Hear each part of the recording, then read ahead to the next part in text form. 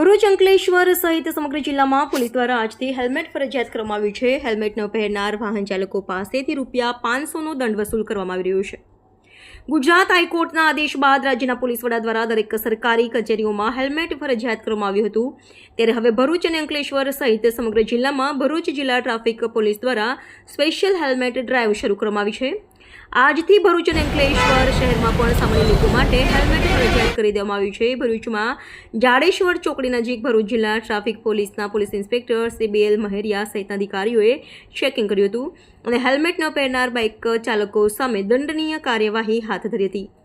ભરૂચ જિલ્લા પોલીસ વડા મયુર ચાવડાના માર્ગદર્શન હેઠળ જિલ્લાના દરેક પોલીસ મથકની ટીમ દ્વારા 4 રસ્તા પર ચેકિંગ હાથ ધરવામાં આવ્યું છે અને હેલ્મેટ ન પહેરનાર ટુ વ્હીલર વાહન ચાલકો પાસે દંડ વસૂલ કરવામાં આવી રહ્યો છે। હેલ્મેટ ન પહેરનાર ટુ વ્હીલર ચાલક પાસેથી ₹500નો દંડ વસૂલ કરવામાં આવી રહ્યો છે। રિપોર્ટર રવિ સૈયદ, તહેલકા ન્યૂઝ, ભરૂચ।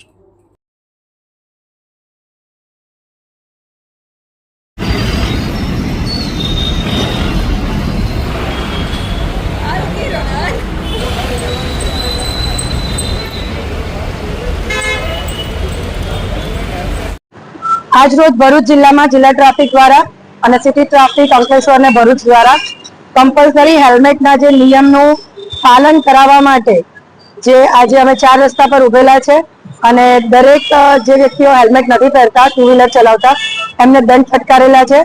આ અભિયાન ચાલુ જ રહેશે। તમામ જનતાને રિક્વેસ્ટ છે કે ટુ વ્હીલર ચલાવતા હેલ્મેટ પહેરો અને પોતાની સેફટીનું ધ્યાન રાખો। જય હિન્દ।